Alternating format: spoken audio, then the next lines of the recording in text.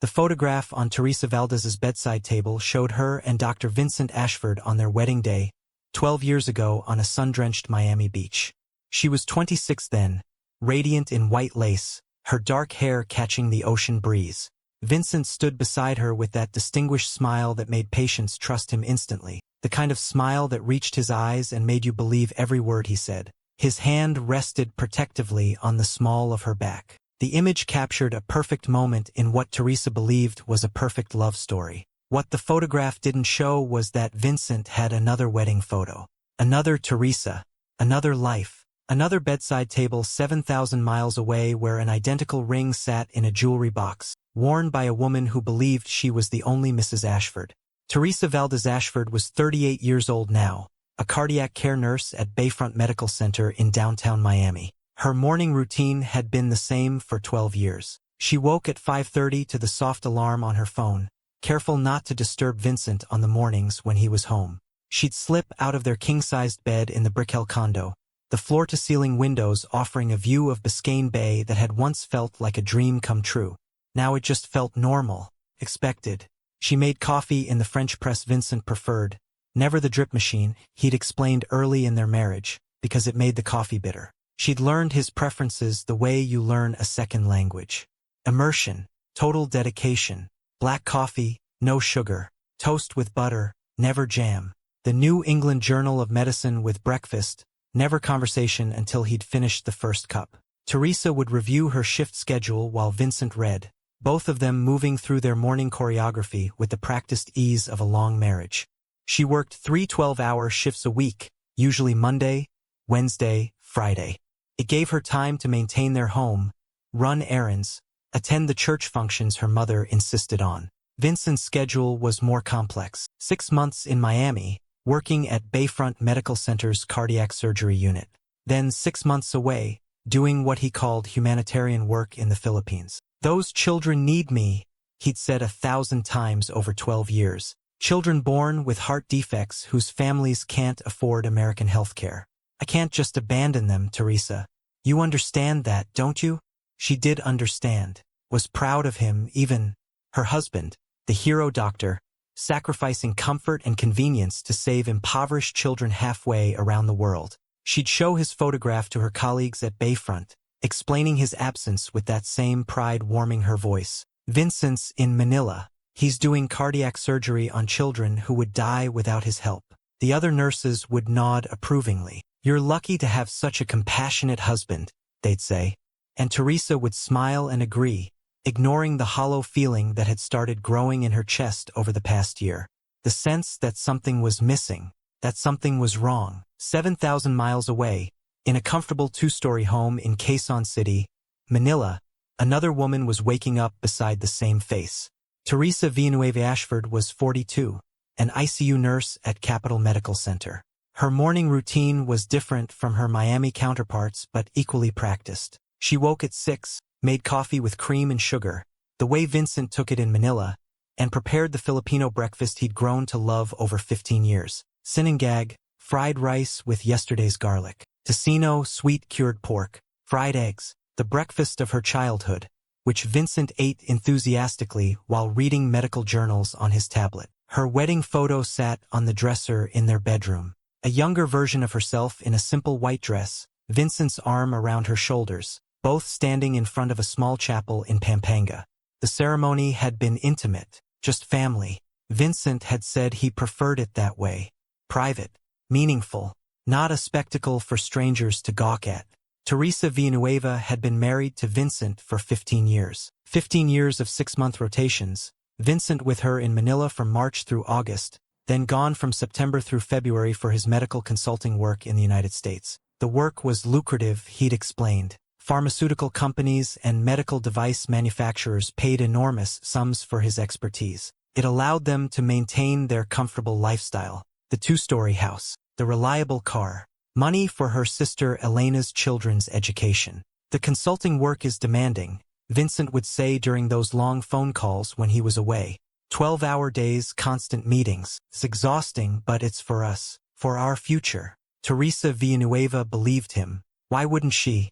He'd never given her reason to doubt. When he was home, he was attentive, affectionate, present. He remembered her friends' names, asked about her sister's family, helped with household repairs. He was a good husband, wasn't he? For 15 years, Dr. Vincent Ashford had maintained two completely separate lives with two completely separate wives. Both were Filipino nurses he had met through his work. Both were named Teresa, a coincidence he'd found amusing at first, then useful. Simplified things, reduced the chance of calling out the wrong name during sex or in his sleep. Both believed they were his only love, and neither had any idea the other existed. Vincent made it work through meticulous planning and an almost sociopathic attention to detail. The 6-month rotation was perfect, long enough to feel like a real marriage in each location, short enough that neither wife felt completely abandoned. He told Miami Teresa that he did humanitarian cardiac surgery work in the Philippines, operating on impoverished children who couldn't afford American healthcare. He told Manila Teresa that he had a lucrative medical consulting position in the United States, working with pharmaceutical companies. Both stories were partially true. That was the key to a successful lie, ground it in reality. Vincent did work at Capital Medical Center in Manila, performing surgeries and consulting. He did work at Bayfront Medical Center in Miami, building his reputation as a skilled cardiac surgeon. The lies were in the omissions, the wives that went unmentioned, the parallel lives that never touched. The deception had begun 15 years earlier, when Vincent was 32 and finishing his cardiology fellowship at Capital Medical Center. He'd chosen the Philippines deliberately. Lower cost of living meant his fellowship stipend went further. Complex cases meant hands-on experience that American hospitals wouldn't give a fellow. International credentials would make his resume stand out when he returned to the United States. Teresa Villanueva had been 27 then, working the ICU night shift with the kind of quiet competence that hospital administrators valued but rarely rewarded. She was brilliant at reading monitors, anticipating complications before they became critical, keeping patients calm during moments of crisis. Vincent noticed her during a particularly difficult case, a cardiac patient who'd arrested 3 times in one night. While other nurses panicked, calling for help, fumbling with equipment, Teresa remained steady, methodical, professional. She'd gotten the crash cart ready. Before the code was even called, had medications drawn up before the attending physician could ask for them. Vincent asked her out for coffee after that shift. She said yes, surprised that the American doctor had even noticed her. Their courtship was brief but intense. Vincent was calculating even then, though he told himself he was being practical. Marrying a Filipino woman while working in Manila would give him advantages. Lower living costs, her salary could cover rent while his paid for everything else. A devoted wife who would support his career without question. Filipino culture valued the husband's work above the wife's ambitions. Cultural cachet with the hospital administration. They loved seeing foreign doctors integrate into local society. He proposed after 3 months. Teresa said yes through happy tears. They married in a simple ceremony in Pampanga, her hometown, with her family crowding into the small chapel and crying with joy that their Teresa had found such a good man, an American doctor who would give her a better life. He married her for convenience. She married him for love. The asymmetry would define their entire relationship. Vincent's plan was straightforward. Finish his fellowship, bring Teresa to America, start his career at a prestigious hospital. But 3 months after the wedding, Vincent attended an international medical conference in Manila. That's where he met the second Teresa. Teresa Valdez was 26, visiting from her nursing position in Dubai. She was on vacation, considering opportunities back in the Philippines or possibly in the United States. She attended the conference's nursing track while the doctors discussed surgical innovations. Vincent saw her during a coffee break, tall for a Filipina, confident, speaking English with an American accent she'd picked up from years of working with international patients. She was everything Teresa Villanueva wasn't: sophisticated, ambitious, fluent in American culture and professional networking. Vincent seduced her over 3 days of conference sessions and hotel bar conversations. It wasn't difficult. He was handsome in that distinguished way that came with age and success. Silver just starting to thread through his dark hair. Surgeon's hands. A smile that made you feel like you were the only person in the room. He told her he was a Miami-based cardiac surgeon doing charitable work in Manila. That he was single. That he'd never met anyone like her, which was true enough. She was nothing like his wife, When Teresa Valdez mentioned she was applying for nursing positions in the United States, Vincent encouraged it, made introductions to colleagues at Bayfront Medical Center, helped her navigate the visa paperwork, promised they'd be together in Miami. "I'll be back in 6 months," he told her. "Wait for me."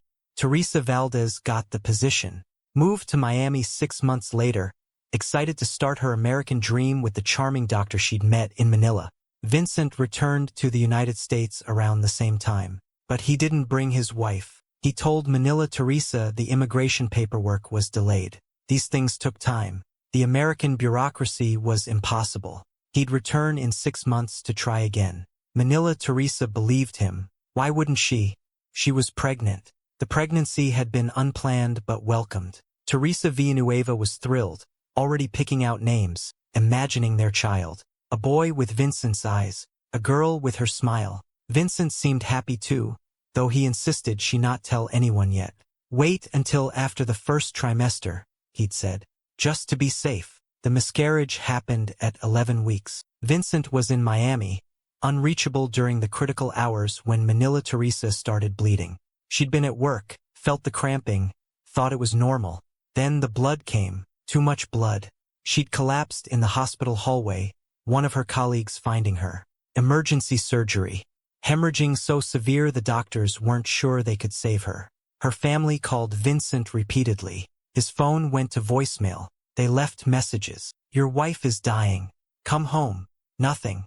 Radio silence. Because Vincent was in Miami, taking Teresa Valdez to dinner at a restaurant in Wynwood, too absorbed in his new relationship to check his Philippines phone.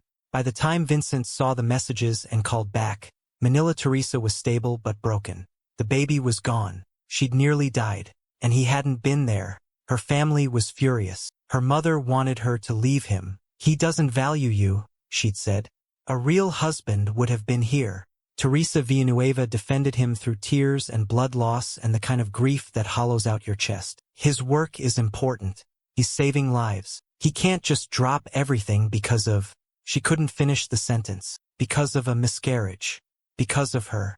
Because she wasn't important enough." When Vincent returned to Manila 2 months later and saw Teresa's devastated face, the weight she'd lost, the hollow eyes, the way she moved like a ghost through their home, he felt something unexpected. Not guilt exactly, but something adjacent to it. A recognition that he had damaged something valuable, that he needed to be more careful, that maintaining both relationships would require more attention, more planning. He became a better husband, more attentive during his Manila rotations, more present. He extended his stays from 3 months to 6, creating the perfect alternating schedule that would define the next 15 years. March through August in Manila, September through February in Miami, 6 months in each city, 2 phones, 2 email accounts, 2 complete identities that never touched.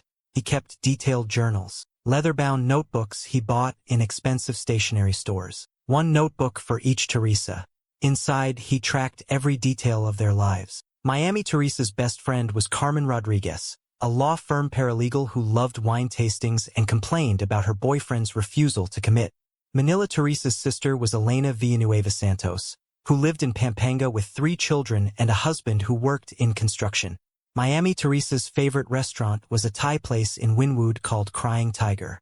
Manila Teresa preferred Ilustrado in Intramuros, the Filipino restaurant that reminded her of her mother's cooking. Vincent studied these notebooks during the long flights between Miami and Manila. 14 hours in business class, noise-canceling headphones blocking out the world while he memorized the details of his 2 lives. He never confused which Teresa had which friend. Never mixed up anniversary dates. Miami's June 14th, Manila's March 3rd. Never forgot that Miami Teresa took her coffee black while Manila Teresa wanted cream and sugar. The system was perfect, meticulous, sustainable, and it fed something deep in Vincent's psyche that he'd never examined too closely. The variety, the control, the godlike feeling of maintaining 2 complete realities through sheer force of will and planning. The sex was different with each Teresa, which Vincent found endlessly fascinating. Miami Teresa was more assertive, influenced by American culture's emphasis on female pleasure and communication. She'd tell him what she wanted, guide his hands, take control when she felt like it. Their lovemaking was athletic, experimental, punctuated by dirty talk that would have scandalized his Manila wife. Manila Teresa was more traditional, deferential in a way that Vincent found appealing in its own right. She let him lead, responded to his touch with soft sighs rather than explicit requests. Their lovemaking was gentle, romantic, the way he imagined sex was supposed to be between a husband and devoted wife. Two different experiences with two different women. Variety without infidelity, at least in his twisted logic. After all, both women were legally his wives. Well, one was legal, the other didn't know she wasn't. But in every way that mattered to Vincent, both marriages were real. He'd made vows to both, worn a ring for both, built lives with both. Vincent had gotten a vasectomy 13 years ago, shortly after Manila Teresa's miscarriage. The procedure was simple, done during one of his Miami rotations at a clinic where nobody knew him. He told neither Teresa. Children would complicate the rotation, make the system unsustainable. A child in Manila would make it impossible to explain his 6-month absences. A child in Miami would require constant attention, making the Philippines rotations suspicious. So Vincent eliminated the possibility entirely. He told both Teresas that he wasn't ready for fatherhood yet, that his career was too demanding, that they had time. Both believed him because both loved him, and love makes you accept things that logic would reject. He genuinely believed he was being generous, that he'd given both Teresas the gift of himself, his intelligence, his charm, his earning potential, his genetic material, or so they thought. That they were both happy, well provided for, loved in the ways they needed to be loved. The fact that they didn't know about each other seemed irrelevant. Ignorance was bliss, wasn't it? He was protecting them from painful truths, being kind in his way. The psychology was textbook narcissism, though Vincent would never have accepted that diagnosis. He saw himself as a man who had found an elegant solution to the fundamental problem of monogamy. Why should anyone be limited to one relationship, one life, one identity? He was living proof that more was possible, that discipline and planning could overcome society's arbitrary rules about marriage and fidelity. For 15 years, the lie held. Two Teresas, both named after the same saint, both building their lives around a man who had never truly existed. Miami Teresa turned 37 on a humid September afternoon. Vincent was in Manila, he always was for her birthday. She'd grown used to celebrating alone or with Carmen, blowing out candles on a cake she'd bought herself, opening a gift Vincent had shipped from the Philippines with a note about how sorry he was to miss another year. But 37 felt different. Not old exactly, but aware. Aware that time was moving, that certain windows were closing, that the vague someday they'd always talked about regarding children was becoming a very specific running out of time. Every baby announcement from her colleagues at Bayfront felt like a personal attack. Every baby shower invitation in her mailbox was a reminder of what she didn't have. Every family gathering where her cousins showed off growing children became an endurance test. "When are you and Vincent going to have children?" her mother asked at every opportunity. "You're not getting any younger, Anik." Miami Teresa had been married for 12 years. She had a successful career, respected by her colleagues, relied upon by doctors, trusted by patients. She had a beautiful condo with a view of the bay, financial stability, a husband who, when present, was effective and attentive. Everything except the one thing she wanted most. "We should start trying," she said one night over dinner when Vincent was home. It was October, a month into his Miami rotation. She'd waited for the right moment, chosen a nice restaurant, wore the dress he liked. "For a baby. I'm not getting any younger, and you've always said we'd do it when the time was right. I think the time is right now." Vincent's expression shifted almost imperceptibly. The warmth in his eyes cooled by a few degrees. The smile remained but lost its authenticity. "We've discussed this, Teresa. My schedule is still unstable. 6 months in Manila, 6 months here. That's no environment for raising a child. Then maybe you could reduce the humanitarian work. You've been doing it for over a decade. Surely you've trained enough local surgeons by now. Surely we can prioritize our family. Is that what you think I should do?" Vincent's voice had an edge she recognized from his interactions with difficult patients. Professional, distant, controlled anger beneath polite words. "Abandon children who need cardiac surgery because you're feeling maternal? Those children die without proper care, Teresa. They die. And you want me to walk away from that, so we can have a baby we can't properly care for given my commitments. That's not fair. Neither is asking me to choose between my life's work and your timeline. We've built a good life together. Why do you need to change it? The argument ended there, but something had shifted between them. A crack in the foundation that Teresa couldn't ignore. She began noticing things she'd overlooked before. Small inconsistencies, details that didn't quite add up. The way Vincent sometimes called her by the wrong name, not another woman's name, but the wrong sister's name. She'd mention her mother, and he'd say something about Elena's children. Elena is my sister, she'd correct him.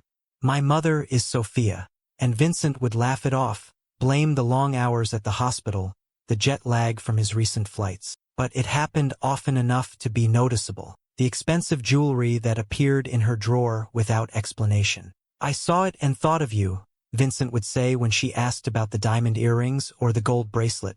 But Teresa never remembered him mentioning shopping trips. Never saw receipts. The pieces just appeared as if by magic. The fact that Vincent never, ever wanted to video call when he was in Manila. The internet connection is too unreliable in the rural areas where I work, he'd explain. And honestly, seeing you on a screen makes me miss you more. I'd rather just hear your voice. It was reasonable. All of it was reasonable. But together, the reasonable explanations started feeling unreasonable. Teresa began researching fertility. She read articles about egg quality declining after 35. Learned that the chances of conceiving naturally dropped significantly after 38. Discovered that miscarriage rates increased with maternal age. Time wasn't just passing, it was running out. She scheduled an appointment with a reproductive endocrinologist without telling Vincent. Dr. Sarah Chun at Miami Fertility Center. The appointment was comprehensive blood work, ultrasound, medical history. 2 weeks later, Teresa sat in Dr. Chen's office reviewing the results. Your ovarian reserve looks good, Dr. Chun said, pointing to numbers on the lab report that Teresa barely understood. Your AMH is normal for your age. Your hormones are well balanced. Structurally, everything looks fine. Your tubes are clear. Your uterus is healthy. Then why can't I get pregnant? Teresa asked. Have you been actively trying to conceive? Teresa hesitated. For about a year, my husband and we've been having unprotected intercourse regularly, timing it with my cycle. Nothing's happened. Dr. Chen's expression shifted to professional concern. Has your husband been tested? The question hung in the air like smoke. No. Vincent hadn't been tested. Had, in fact, dismissed the idea entirely when Teresa suggested it months ago. I'm perfectly healthy, he'd said, with the absolute confidence of a man who performed surgery on other people's hearts. I'm a cardiac surgeon, Teresa.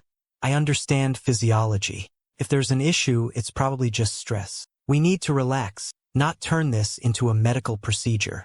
But Dr. Chun was asking the question that Teresa had been afraid to voice. Male factor infertility accounts for about 40% of conception difficulties, Dr. Chun explained. Given your results, I'd strongly recommend your husband get a semen analysis. It's a simple test that can rule out or identify any issues on his end. Teresa left the appointment with a referral slip for Vincent and a growing sense that something was very wrong. Not with her body, with her marriage. 7,000 miles away, Manila Teresa was having her own crisis of faith. She was 42 now, and the miscarriage from 14 years ago still haunted her dreams. Sometimes she'd wake up bleeding, only to realize it was just a nightmare.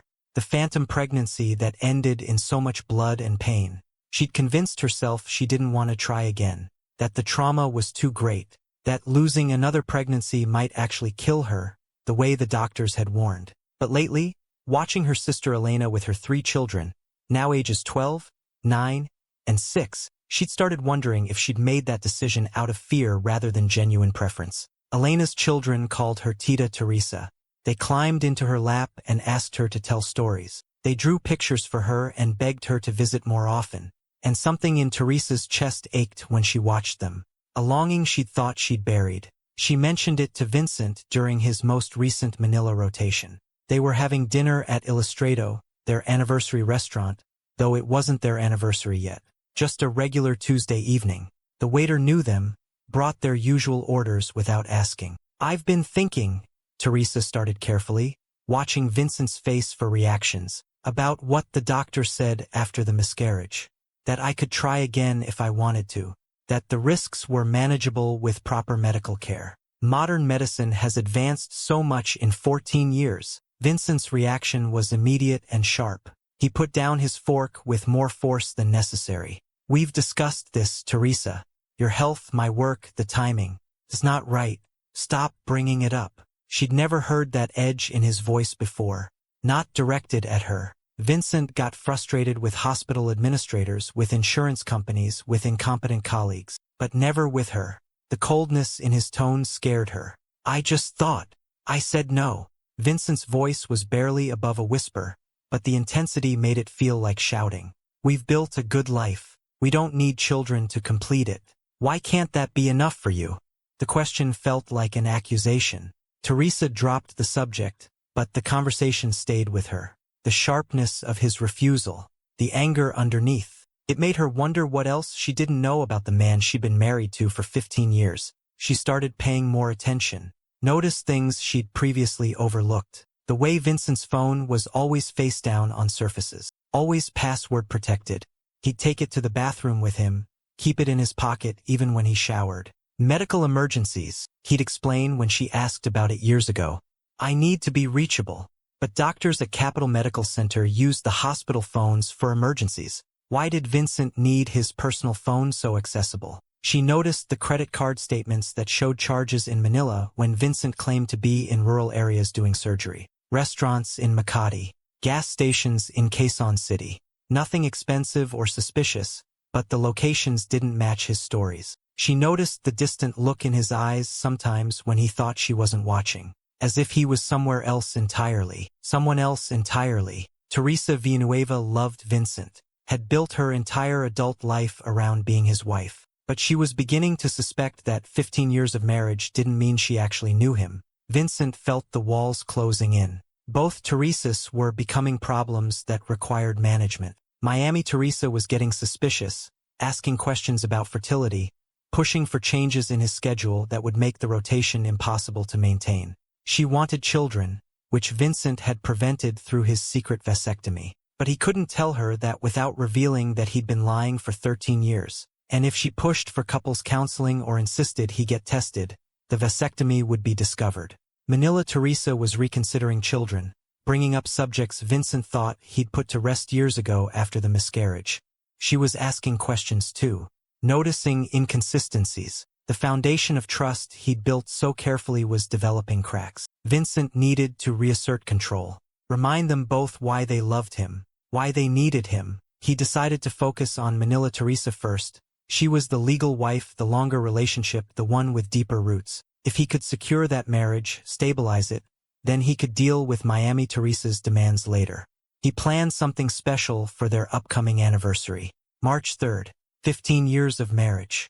A milestone worth celebrating. He'd book their favorite restaurant, Illustrado in Intramuros. Buy expensive jewelry, something significant to mark the occasion. Prepare romantic speeches about their journey together, their strong marriage, their complete life that didn't need children to be perfect. What Vincent didn't know was that Miami Teresa had made a decision of her own. She'd been trying to get pregnant for over a year, tracking her ovulation with the precision she used for medication dosages at work, taking her basal body temperature every morning, using ovulation predictor kits, timing intercourse perfectly, and nothing was happening. Month after month, the pregnancy tests came back negative. Month after month, her period arrived like a cruel reminder that time was running out. Dr. Chen's words kept echoing in her mind. Has your husband been tested? Teresa started paying attention to other things too. She created a spreadsheet, tracking Vincent's supposed location against verifiable facts. He claimed to be in rural areas outside Manila during his rotations, places with limited internet and phone service. But when they did talk, she could hear city traffic in the background. Car horns. The distinct sound of Manila traffic, not rural silence. She looked up the hospitals where Vincent claimed to do his humanitarian work. Found websites, phone numbers. She called one, asking about Dr. Vincent Ashford's schedule. The receptionist had never heard of him. We don't have an American cardiac surgeon on staff, the woman said. You might try Capital Medical Center in Quezon City. They have international doctors. Capital Medical Center. Not a rural clinic. Not an impoverished area. The main hospital in Quezon City, a major metropolitan area. Another crack in the facade. Teresa loved Vincent, had built her entire adult life around being his wife. But she was beginning to suspect that the man she loved might not exist. That Vincent Ashford, her husband of 12 years, might be hiding something so fundamental that it called into question everything she thought she knew. She decided to surprise him, to fly to Manila unannounced and see the humanitarian work he always talked about but never documented, with photos, to meet the colleagues he mentioned but never introduced her to understand this other half of her husband's life that she'd accepted on faith for over a decade. She researched flights, found one that would arrive in Manila on March 3rd. Vincent's anniversary with his humanitarian work, she thought.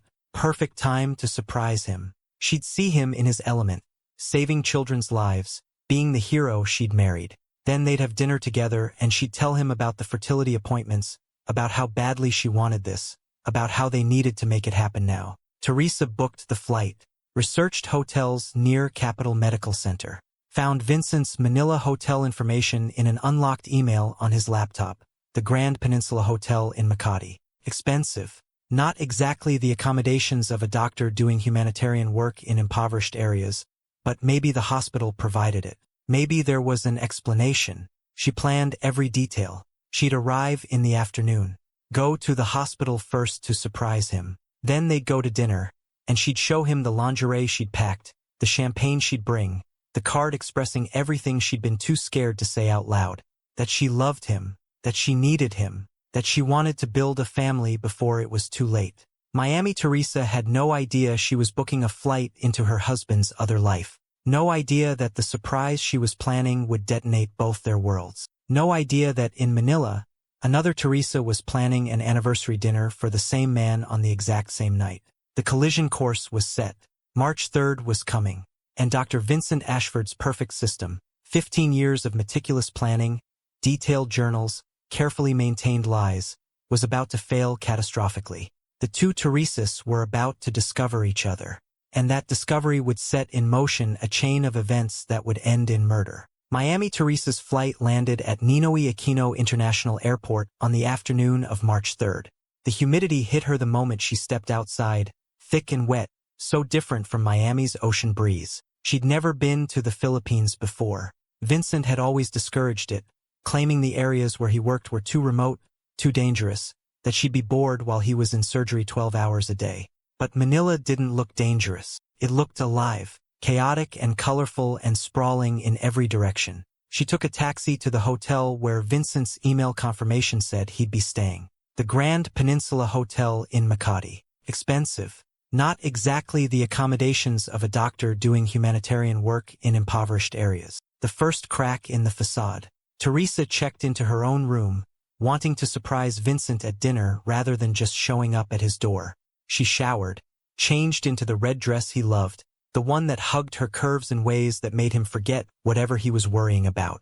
She'd packed lingerie, champagne, a card that said everything she'd been too scared to say out loud. That she loved him, that she needed him, that she wanted to build a family before it was too late. She planned to find him at the hospital first, see him in his element saving lives, being the hero she'd married. Then they'd have dinner and she'd tell him about the fertility appointments, about how badly she wanted this, about how they needed to make it happen now. Capital Medical Center was a 20-minute taxi ride from the hotel. The building was modern, professional, nothing like the rural clinics she'd imagined. Another crack. Teresa walked through the main entrance with the confidence of a fellow healthcare professional. Nobody questioned a nurse walking through a hospital. She found the information desk and asked for Dr. Vincent Ashford. The receptionist smiled. Dr. Ashford? You just missed him. He left early today. She leaned in conspiratorially. It's his wedding anniversary. He took Teresa to dinner. The world tilted sideways. Teresa's mouth went dry. Her ears started ringing. I'm sorry, what? His wife, Teresa Ashford. She works here in the ICU. They've been married for... The receptionist checked her computer. 15 years today. So sweet, right? He never misses their anniversary. 15 years. Wife. Teresa. The words weren't making sense. Teresa heard herself asking, from very far away, where did they go? Illustrato restaurant in Intramuros. It's their tradition. They go every year. Teresa stumbled away from the desk, found a bathroom, locked herself in a stall, bent over the toilet, dry heaving, nothing coming up because she hadn't eaten since the airport. 15 years. Wife. Another Teresa. The same name. He'd married someone with the same fucking name. She pulled out her phone with shaking hands, searched for Illustrato restaurant, found the address, ordered a taxi through an app she'd downloaded for the trip, sat in the back seat in a fugue state while Manila traffic crept past. The driver tried making conversation. She didn't hear a word. Her mind was trying to construct explanations that made sense. Maybe it was a mistake. Maybe there was another Dr. Vincent Ashford. Maybe the receptionist had confused him with someone else. But she knew. The way you know when you find a lump that shouldn't be there. The way you know when test results are bad before the doctor speaks. She knew. Illustrato restaurant was beautiful. Colonial architecture. Warm lighting. The kind of place you go for special occasions. Teresa walked in and immediately saw them. Vincent and another woman, sitting at a table by the window, candlelight between them, holding hands across the table. The woman was Filipino, older than Teresa, maybe early 40s. Pretty in a gentle way. She wore a wedding ring. Vincent was smiling at her with the exact same expression he used with Miami Teresa. The look that said she was the center of his universe. The look that made her feel like the only woman in the world. Except she wasn't. Had never been. Teresa watched from behind a stone column, her body moving on autopilot. She pulled out her phone and started recording. 2 minutes of footage. Vincent feeding the other woman dessert. The woman laughing at something he said. The intimacy between them wasn't performative. It was real, comfortable. The ease of two people who'd been together for years. 15 years, apparently. Teresa walked toward their table. Each step felt like walking through water. Her heart was pounding so hard she could hear it in her ears. She stopped at the edge of their table and said, "Hello, Vincent." Vincent's head snapped up. His face went white. Actually white, like someone had drained all the blood from it. He stood up so fast his chair fell backward with a crash that made other diners turn to look. "Teresa? What? How did you?" "Which Teresa?" Her voice came out colder than she'd known she was capable of. She turned to the other woman, who was staring at her with confusion and the first dawning of horror. "I'm Teresa Ashford, from Miami. I've been married to Vincent for 12 years. She held up her left hand, showing the wedding ring. The same ring the other woman was wearing. "You must be the other Mrs. Ashford." The other woman looked at the ring, at Teresa's face. "Vincent. Vincent. What is she talking about?" Vincent's mouth opened and closed. No sound came out. Teresa had never seen him at a loss for words. It was almost satisfying. "This is insane," Vincent finally stammered. "Teresa, this is a patient's family member who's clearly having some kind of episode."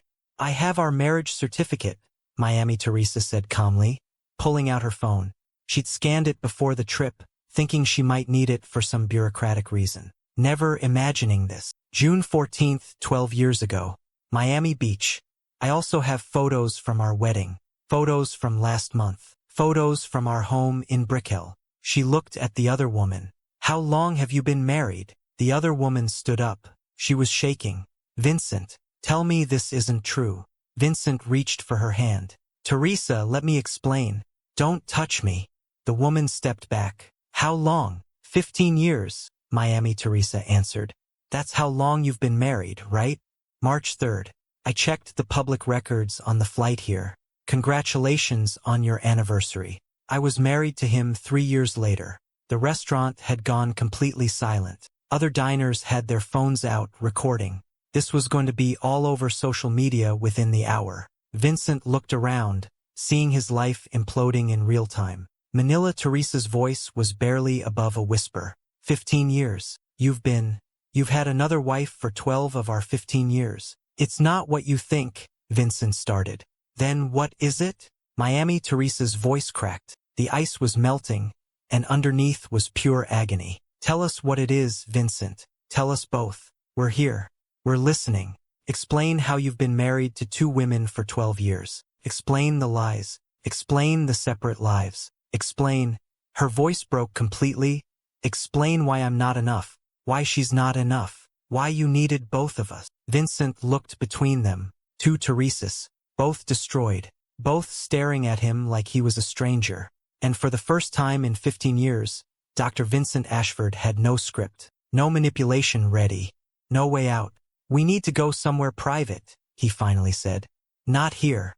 Not with everyone watching. Manila Teresa grabbed her purse. My house. We're going to my house. And you're going to explain everything. The taxi ride was silent. Vincent sat between the two Teresas, both women as far from him as they could get in the back seat. Miami Teresa kept her phone in her hand, the recording still running. Evidence. She was already thinking like a prosecutor. Manila Teresa's house was a comfortable two-story in Quezon City. Middle-class Filipino neighborhood. Kids playing in the street. Nothing like the luxury condo in Brick Hill. When they walked in, Miami Teresa saw wedding photos on the wall. Vincent and Manila Teresa, younger, smiling. A life she'd had no idea existed. They sat in the living room, Vincent on one chair, the two Teresas on the couch, side by side. A united front, though they'd met less than an hour ago. Talk, Manila Teresa said. Vincent tried. He attempted to make it sound less monstrous. Claimed he loved them both, that he'd been trapped by the initial lie and couldn't find a way out, that he'd been planning to tell the truth but never found the right moment. Every word made it worse. Did you ever love me? Miami Teresa asked. Or was I just convenient? Of course I loved you. I love you both. Manila Teresa laughed, a terrible sound. You don't love either of us. You love what we give you. Two lives, two identities, two women who worship you. She was right. Both Teresas could see it now. They'd been props in Vincent's narcissistic fantasy, interchangeable parts in a system designed to feed his ego. He'd even married women with the same first name. The psychological implications were staggering. Miami Teresa asked the question that had been eating at her for a year. Why couldn't I get pregnant? Vincent went pale. Answer me. I've been trying for a year. The doctor said I'm fine, so it must be you. But you kept insisting it wasn't the right time, that we'd try eventually. Why? The silence stretched. Manila Teresa's voice was quiet. You had a vasectomy, didn't you? Vincent nodded. When? 13 years ago. Manila Teresa made a sound like she'd been punched. After I miscarried. After I nearly died. You got a vasectomy and let me believe we'd try again someday. Let me live with the guilt of being too scared to try, while you knew it was impossible. Miami Teresa felt like she was drowning. You let me think something was wrong with me. Let me take fertility tests. Let me hope every month. Let me plan for a future that you knew would never happen. Children would have complicated things. Vincent's mask slipped completely. His voice rose, defensive and angry. Can you imagine trying to maintain two families? Two sets of kids? It was impossible. I made a practical choice. Practical. Miami Teresa repeated the word like it was poison. You married two women, lied for over a decade, stole our childbearing years, and you call it practical? You were both happy, Vincent shouted. I gave you good lives, financial security. I was a good husband to both of you. You can't tell me you weren't happy. Manila Teresa stood up. Get out of my house. Teresa, get out. She was screaming now, tears streaming down her face. Get out before I kill you myself. Vincent looked at Miami Teresa. We can work through this. Come back to Miami with me. We'll go to counseling. Miami Teresa laughed. It was the saddest sound she'd ever made. Which marriage would we be saving, Vincent? Or did you want to schedule couples therapy with both of us? Maybe alternating weeks. Vincent grabbed his jacket and left. He didn't take everything. He'd need to come back for the rest of his things. He told himself this was temporary. That both Teresas would calm down. That he could salvage at least one marriage, probably Miami Teresa since that was the more recent one, the one with less history to feel betrayed about. He was wrong about everything. After Vincent left, something unexpected happened. The two Teresas didn't separate, didn't retreat to their respective corners of the world to lick their wounds in private. They stayed together. Miami Teresa sat on the couch in the stranger's living room and started to cry. Not delicate tears. Ugly, gasping sobs that came from somewhere deep in her chest. Manila Teresa sat beside her, this woman who shared her name, her husband, her pain. And after a moment, Manila Teresa started crying too. They cried for an hour, didn't speak, just sat there on the couch, shoulders touching, grieving for the same man who had never really existed. When the tears finally stopped, Manila Teresa went to the kitchen and came back with a bottle of wine and 2 glasses. "We should talk," she said. They talked all night, compared stories, discovered the same phrases used on both of them. "I'm not ready for children yet. My work is too demanding. You're the most important thing in my life." The same gifts bought for both on different occasions. The same romantic gestures. The same lies. Miami Teresa pulled out her phone and showed Manila Teresa the photos from her life with Vincent. Their Miami condo, weekend trips to the Keys, Christmas with her family in the Philippines. When Vincent had claimed he was in Manila doing medical work, he'd actually been with Manila Teresa the whole time. Manila Teresa showed Miami Teresa her wedding album. 15 years of anniversaries at the same restaurant. Birthdays, holidays, a whole life documented in photographs. "He told me he was doing humanitarian surgery in rural areas," Miami Teresa said. "That's why I could never visit. Too dangerous. He told me he was consulting for pharmaceutical companies in Miami, that the work required complete focus, no distractions." They started finding the overlaps. Times when Vincent had told both of them he was somewhere else entirely. The lies were so intricate, so detailed, that they'd built on each other into a structure that seemed solid until you looked at it from the outside. How did he keep it all straight? Miami Teresa wondered. Manila Teresa got up and went to the bedroom. She came back with a leather notebook, Vincent's journal. She'd found it months ago, hidden in his closet. At the time, she'd thought it was sweet, her husband keeping track of their life together. She opened it and showed Miami Teresa. The journal had 2 sections, one labeled M1, and one labeled M2, Miami and Manila. Under each section were detailed notes, friends' names, favorite foods, work schedules, medical histories, stories they'd told him, everything organized and cross-referenced like a medical chart. "We were a system to him," Manila Teresa said quietly. "Variables to be managed." Miami Teresa read through the entries, saw her own life documented in Vincent's handwriting. March 10th, M2 mentioned her sister's daughter's baptism. "Remember to ask about it next week." April 3rd, M1 stressed about work evaluation. Bought flowers, took her to Thai restaurant. He'd been studying them, learning them, maintaining the performance. "I feel sick," Miami Teresa said. "I found something else," Manila Teresa said. She retrieved a folder from her desk. Financial documents, bank statements. 3 years ago, I noticed money missing from our accounts. Not a lot, just enough to make me curious. I started investigating. She spread the documents across the coffee table. Transfers from a medical charity fund Vincent administered. Small amounts over 5 years, always under the reporting threshold. $200,000 total. "He's been embezzling," Manila Teresa said.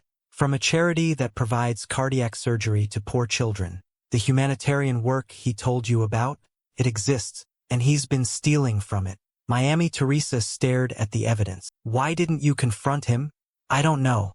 I kept thinking I'd save it for when I needed it. Insurance against something. I didn't know what." Manila Teresa looked at her. "Now I know." Miami Teresa pulled out her own phone. "I have something too." She'd been recording Vincent for months. Not all the time, just when he talked about work. She'd originally planned to use the recordings to understand his world better, to feel closer to him when he was away. She played one of the files. Vincent's voice discussing a patient with a colleague, admitting he'd performed an unnecessary procedure to inflate the insurance billing. Another recording where he talked about covering up a surgical complication that had led to a patient's death. His voice was casual, matter of fact. These were just normal business practices to him. "I was going to use these if we ever fought for custody," Miami Teresa said. "I thought we'd have children eventually. I wanted evidence in case the divorce got ugly." Manila Teresa looked at her. This woman she'd just met. This woman whose life had been destroyed by the same man who'd destroyed hers. "We have enough to ruin him. The embezzlement, the insurance fraud, the malpractice cover-up. It's not enough," Miami Teresa said. "What do you mean? Destroying his career isn't enough. he'll just move on. Find a third Teresa.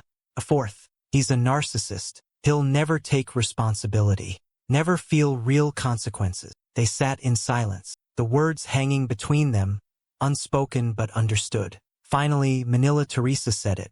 I want him dead. Miami Teresa should have been shocked, should have recoiled, should have reminded Manila Teresa that they were nurses, that they'd taken oaths to preserve life, not end it.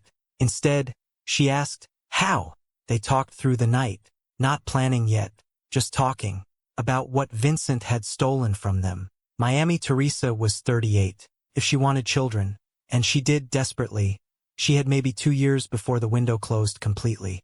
12 years of her fertility wasted on a man who'd had a vasectomy, who'd let her hope and try and fail, month after month, knowing it was impossible. Manila Teresa was 42, past the age where pregnancy was safe, even if she wanted to risk it after the miscarriage that had nearly killed her.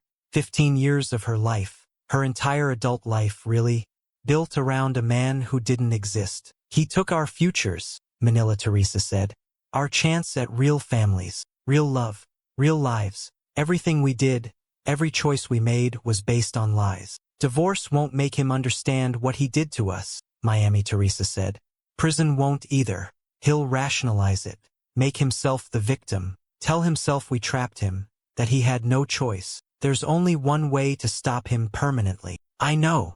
A week passed. Vincent called both of them daily, apologizing, explaining, trying to manipulate his way back into at least one of their lives. They coordinated their responses. Manila Teresa told him she needed space. Miami Teresa said she was staying in Manila to think things through. They bought themselves time. During that week, the two Teresas became inseparable. They stayed together in Manila Teresa's house, slept in separate bedrooms but spent their days talking, sharing, grieving together. They weren't friends, exactly. The connection was deeper and stranger than friendship. They were two halves of the same victim, two women who'd been molded into the same shape to fit the same hole in Vincent's life. On the 5th day, Miami Teresa's phone rang. Unknown number. She answered. Is this Teresa Ashford? A woman's voice. American accent. Who is this? My name is Corazon Reyes. People call me Cora. I'm a nurse in Boston. I need to talk to you about Vincent. Miami Teresa put the phone on speaker so Manila Teresa could hear. Cora had been involved with Vincent for 2 years. Not married. He told her he was divorced, that he split his time between Miami and Manila for work. She'd believed him until she'd seen the restaurant confrontation. A friend in Manila had sent her the video that was circulating on social media. She'd recognized Vincent immediately. I started investigating after I saw that video, Cora said. I found evidence of other women. Before you. Before both of you. Vincent has been doing this for at least 20 years. Maybe longer. Other women? Manila Teresa's voice was barely audible. At least 3 that I could find. 1 in California. 1 in Texas. 1 in the Philippines, different city from you. I don't know if he married all of them, but he had relationships with all of them. Overlapping. The pattern goes back to medical school. Miami Teresa felt like she was falling. We're not special. We're not even the only ones. No, Cora said gently. You're just the ones who found out. After the call ended, the two Teresas sat in silence. 20 years, Manila Teresa finally said. He's been destroying women for 20 years. And he'll keep doing it, Miami Teresa said. Unless someone stops him. They looked at each other, the decision crystallizing between them. We need a plan, Manila Teresa said. A real plan. Something that can't be traced back to us. Miami Teresa nodded. I have some ideas. They spent the next 3 days planning. Manila Teresa had access to hospital medications. She knew which drugs would be lethal, which combinations would mimic natural causes, which ones would be impossible to detect in a standard autopsy. Miami Teresa had Vincent's schedules, his patterns, his habits. Together, they designed the perfect murder. Manila Teresa called Vincent on March 18th. Her voice on the phone was soft, tentative. The voice of a woman reconsidering. I think we should talk, just the two of us. I've been thinking about everything, and I don't want to make any decisions while I'm this angry. Can you come to dinner tonight? Vincent arrived at 7 o'clock with flowers. Her favorites, white roses. He'd always been good with details. That's what had made the deception so perfect. He walked into the house he'd shared with Manila Teresa for 15 years, carrying those flowers like an offering, hope written across his face. "Teresa, I'm so glad you called. I've been thinking about everything, and I know we can work through this. I made mistakes, but—" Miami Teresa stepped out from the hallway. Vincent's face went white. The flowers dropped from his hand. "What is this?" "Sit down," Manila Teresa said. Her voice was different now. Not soft, not tentative, cold as surgical steel.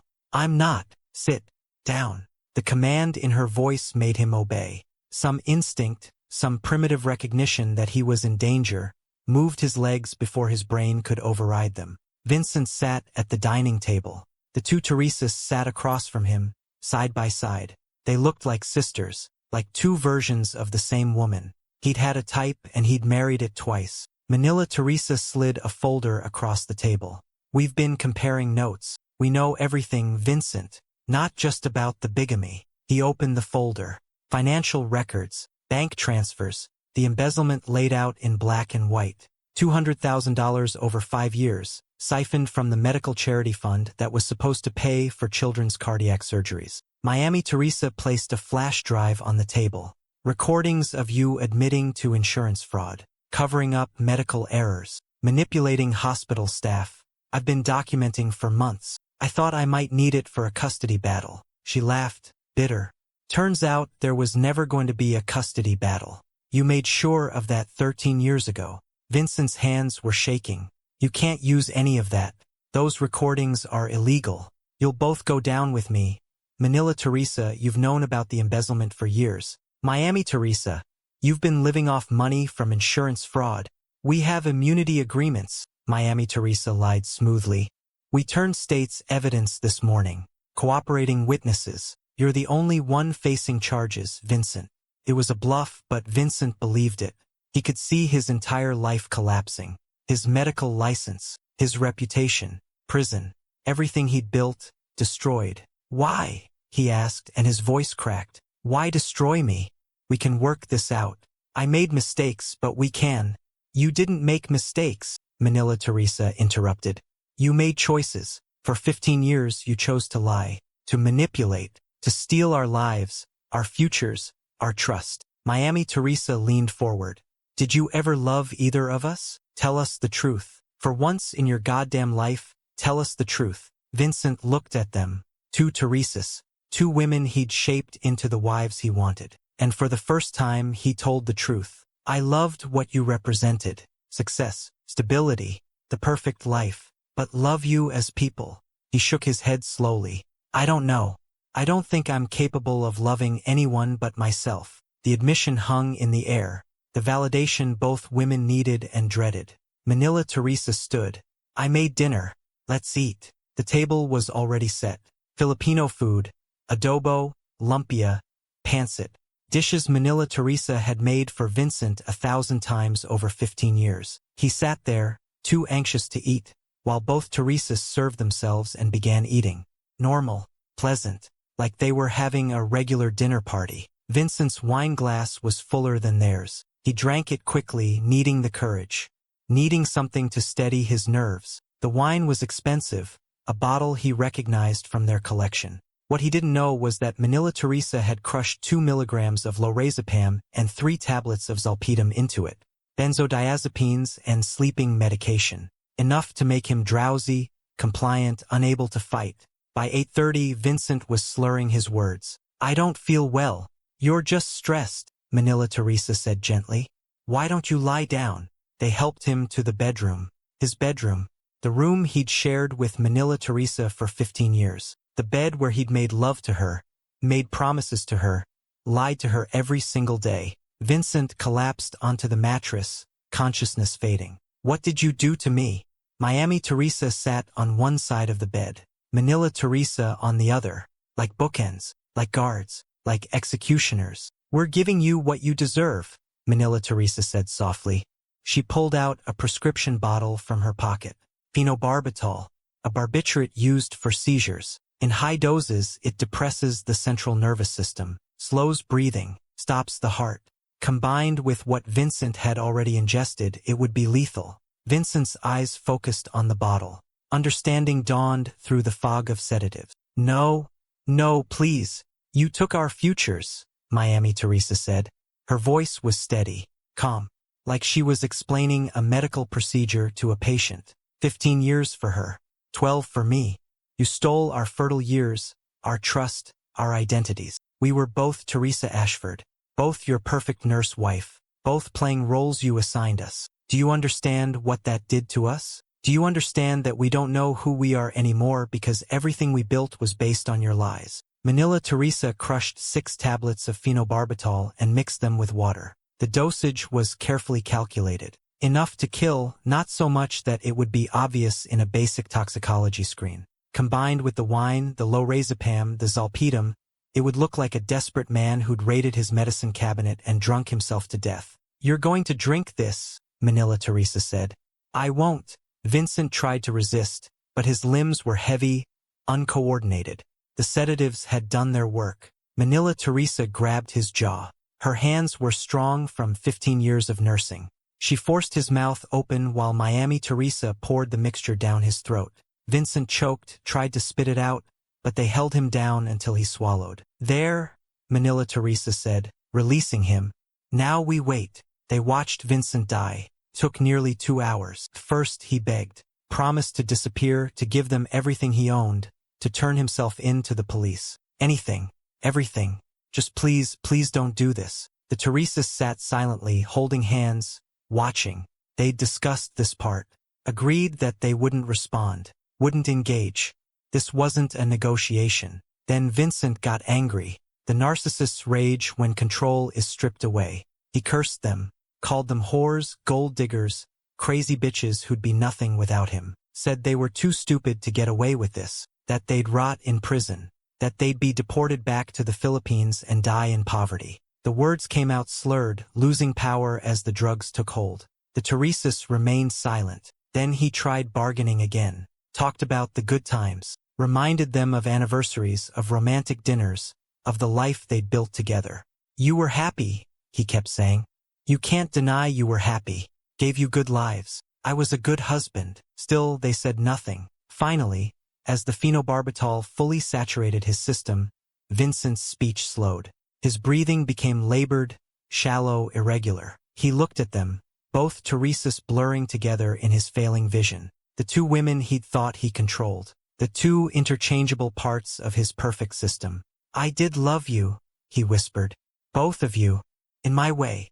Manila Teresa leaned close to his face, close enough that he could see her clearly through the haze. Your way destroyed us, so now we destroy you. Those were the last words Dr. Vincent Ashford heard. His breathing became more irregular. Long pauses between breaths, then a rattling sound, then nothing. At 10:23, Manila Teresa checked for a pulse. Nothing. She checked again. Still nothing. She was a nurse. She knew death when she saw it. Dr. Vincent Ashford, 47 years old, was dead. For a long moment, neither Teresa moved. They sat there on either side of the body, holding hands across his chest. The silence was absolute. Outside, Manila continued its normal evening. Cars passing, dogs barking, life continuing while they sat in a room with a corpse. Is it done?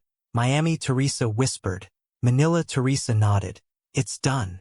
They began the cover-up at 10:30. They'd rehearsed every step, but actually doing it was different. The body was heavier than they'd expected, harder to position naturally. They arranged Vincent on his back, head on the pillow, as if he'd fallen asleep and never woken up. The suicide note was already written. They'd practiced Vincent's handwriting for a week, using samples from his journals. The note read, I cannot live with what I've done. I destroyed 2 beautiful women who deserved better than me.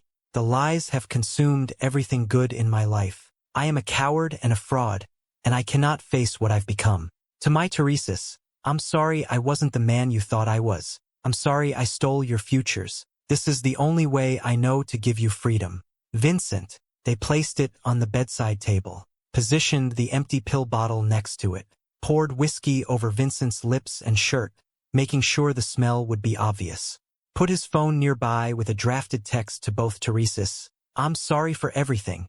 never sent, as if he'd lost courage at the last moment. Miami Teresa cleaned the wineglass she'd used earlier, washed it 3 times with hot water and dish soap, dried it and put it back in the cabinet. They went through the house, removing every trace of her presence. Hair from the bathroom, fingerprints from surfaces. The champagne bottle she'd brought was already in her hotel room. The lingerie she'd packed would go back to Miami unworn. Manila Teresa's presence was natural. This was her home. But Miami Teresa couldn't leave any forensic evidence. She'd stayed at a hotel since arriving in Manila. She had receipts, timestamps, a paper trail proving she hadn't been here. By 6 in the morning, everything was perfect. The scene told a clear story.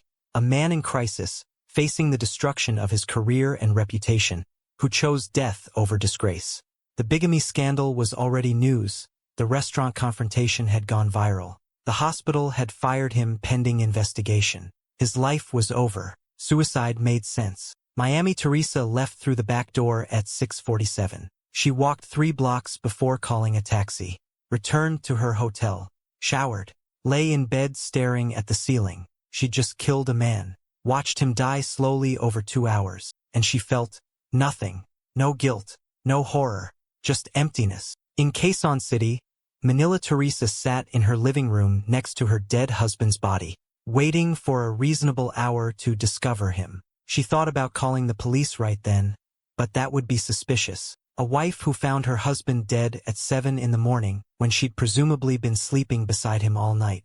No, she needed to wait, make it look natural. She waited until 8:47. Then she started screaming. The emergency response was fast. Paramedics arrived within 12 minutes. They found Manila Teresa hysterical in the living room, a neighbor trying to comfort her. She kept saying the same things over and over. "I just wanted to check on him. He was so depressed. He wouldn't wake up. Please help him. Please." The paramedics checked Vincent's body. No pulse, no respiration, skin cool to the touch. Rigor mortis just beginning to set in. He'd been dead for hours. The police were called. Standard procedure for any unexpected death. Detective Rosa Mendoza arrived with her partner. Both of them already knowing this would be high profile. The American doctor who'd been caught with 2 wives was dead less than 2 weeks after the scandal broke. The media would be circling. Mendoza walked through the scene. The bedroom was neat, organized. No signs of struggle. Empty pill bottle on the nightstand, phenobarbital, prescribed to the deceased for occasional insomnia. Half-empty whiskey bottle. Suicide note in the victim's handwriting. Phone with an unsent text message. The whole picture screamed suicide. "When did you last see your husband alive?" Mendoza asked Manila Teresa. "Last night, around 11. We had dinner together. He was devastated about everything. The scandal, losing his job. He kept saying he'd ruined everything." Manila Teresa's voice broke convincingly. 15 years of marriage meant she knew exactly how Vincent would have acted in this situation. She was channeling him, in a way. "I told him we could work through it, that I loved him, but he just looked at me like he'd already decided." "Did he say anything about harming himself?" "No, not directly, but he kept talking about how sorry he was, about giving me my freedom. I didn't understand what he meant." She dissolved into tears. Real tears, because part of what she was grieving was real. The man she'd thought she married, the life she'd thought she had. Those things had died long before Vincent took his last breath. The forensics team photographed everything, took samples, documented the scene. The medical examiner arrived and did a preliminary examination.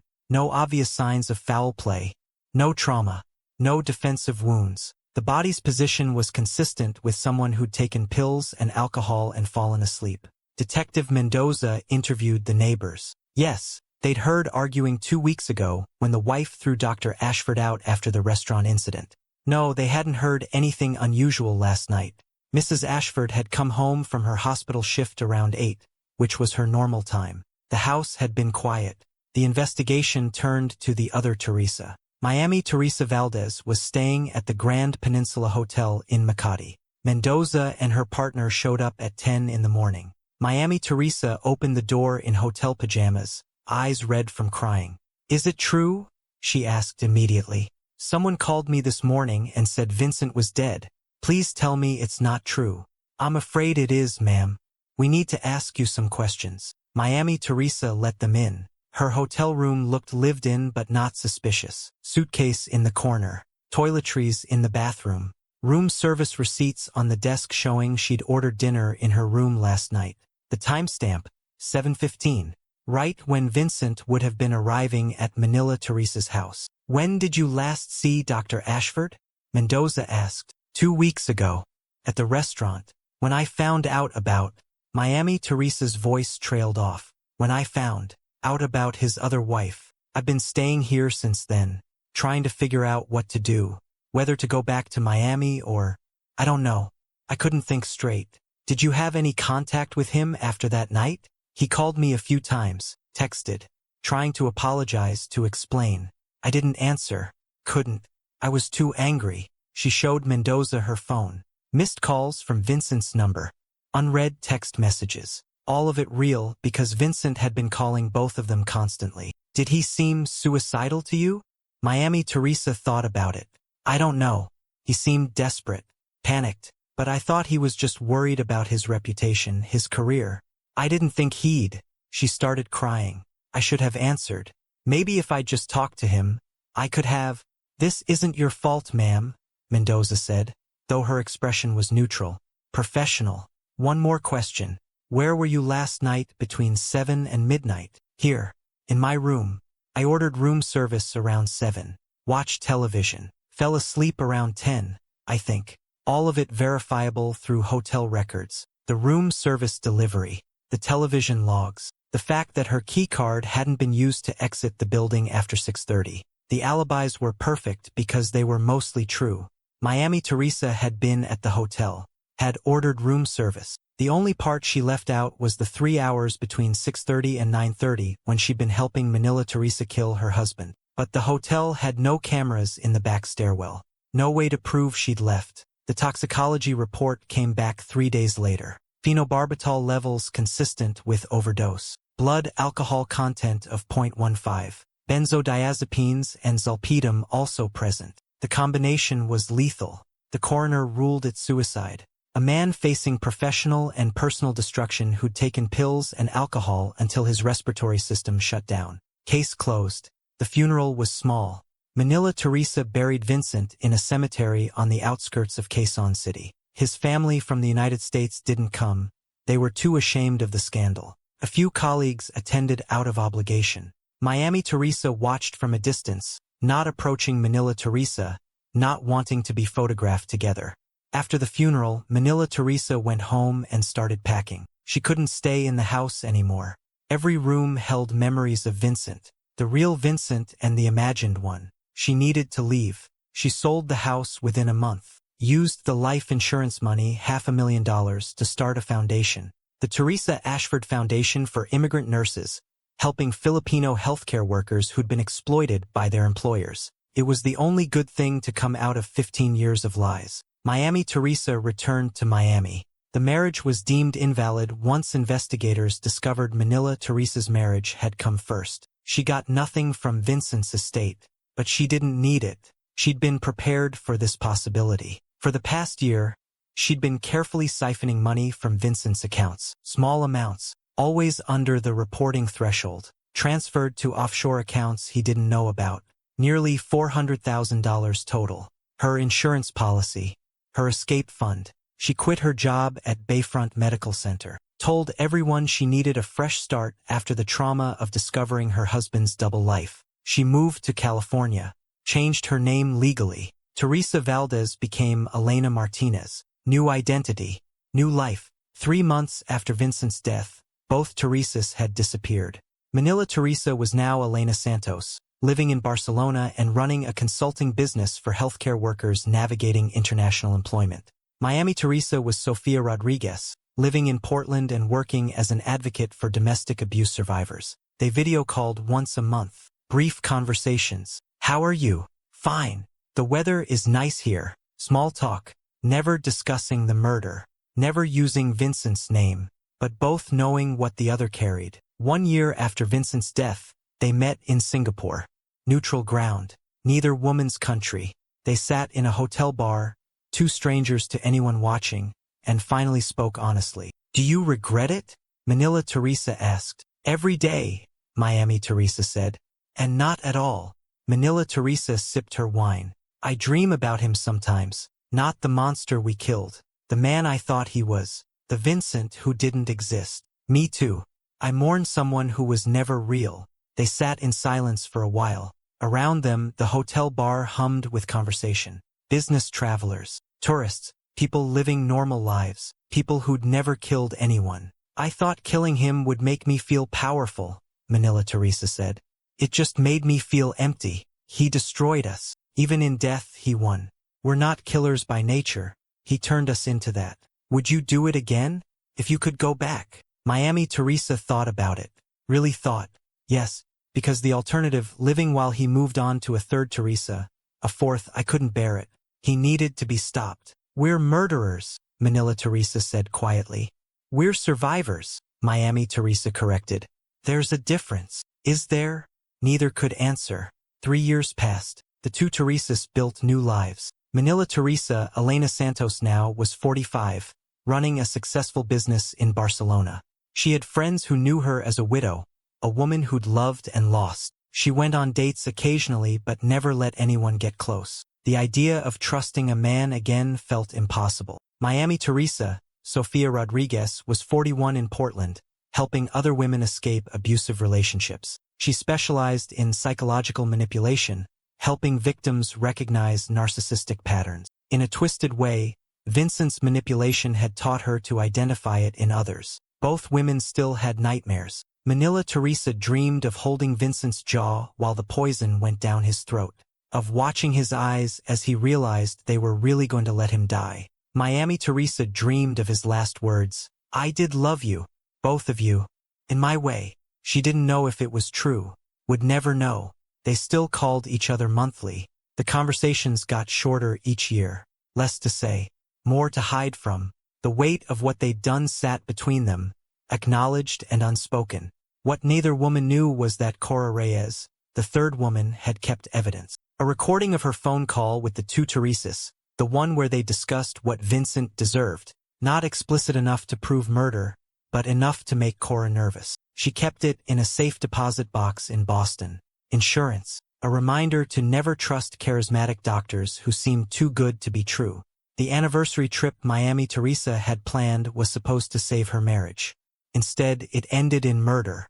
In hotel rooms in Barcelona and Portland, two women who used to be named Teresa lay awake at night and wondered if they'd murdered Vincent or if he'd murdered them first, piece by piece, year by year, until killing him was just finishing what he'd started. They killed a monster. But in doing so, they became monsters themselves. That was the real horror. Not that Vincent Ashford was evil, but that his evil was contagious. That in destroying him, he destroyed them too. The two Teresas survived. But the women they were before that anniversary trip died in Manila on March 18th, right alongside Dr. Vincent Ashford. And they would carry that death with them for the rest of their lives.